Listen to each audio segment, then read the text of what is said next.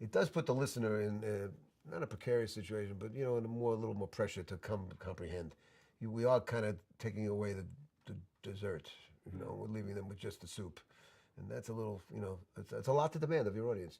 And there's always some people who love it. They love the freedom of it, and they actually love the energy of it, and that's why it is a style now that exists next to all the other styles. The word jazz now is just too big to talk about what you mean. When somebody asks me, they finally stopped asking the question, well, what do you think jazz is? Because jazz now is understood to be like 18 different idioms, and it's not as common language as it was up to 1960. It really starts in 1960 when it starts to separate. The masses exhausted the format. It's why did the concerto grosso become the sonata allegro? I mean, things run their course. You can look back and you can celebrate the past, and jazz, maybe now more than it should be, celebrates the past in a lot of ways.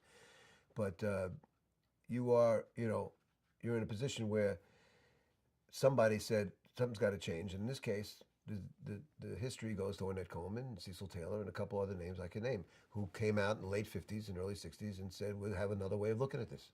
And without getting technical, it wasn't a diss and it wasn't negative. It was, instead of that, we'll do this. And people didn't understand it. It is hard to listen to. It is not for the casual listener, especially not for the listener who likes to tap their feet on 2 and 4 and snap their fingers and remember a melody like Stella by Starlight. That's not going to happen. In a way, it's for musicians only music, in a certain way.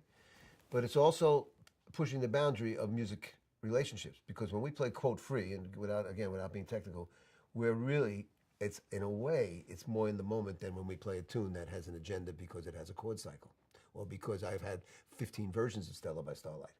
We're playing in the moment, and if we're playing real free jazz, we don't even say a word, we just play.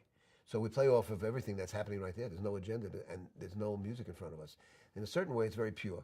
It's also cacophonous, quite dissonant, a little too busy at times, and you can't tap your feet, and you don't remember a melody. So all the great joy that comes from listening to music that has been going on for hundreds of years basically is out the window. But by the way, it's precedent. And the precedent was 20th century music.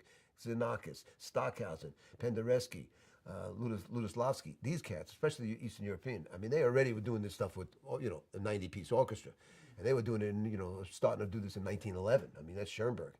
So jazz, there's a case to be made of jazz and classical music following exactly the same path, except 400 years versus 100 years. But harmonically, and going to free jazz, which is in a way like what Stockhausen did in classical, I mean, I might not be accurate, but I'm saying that this was an inevitable thing, because the bebop thing coming out of the 20s, out of Dixieland, it was so ensconced, it was so the format, that's the way you played, and you had Charlie Parker, Sonny Rollins, John Coltrane doing it, and then somebody said, you know what, I got something different to do. And I got to hand it to those guys. I mentioned that they really came on the scene. And it's all around 59 and 60. And then you had a big avant-garde movement in New York, if you remember, which, the Coltrane record Ascension is like the benediction from on high of this is okay. This is kosher. We can do this because Coltrane did it. And once Coltrane adopted it, Ornette had done it in 1960 with that record Free Jazz, with the Jackson Pollock picture, the painting, and 2 quartets playing at the same time. Nobody did that. And then Train 5 years later doing Ascension. So once the elders looked and said, hey, there's something here maybe I should look at, then it became a style. And now, in 2017, I can teach free jazz next to teaching ethnic jazz. I mean, it's a style, it has ramifications, it has its tools, we can discuss it. It's not the same discussion that we'll have about Dixieland or bebop.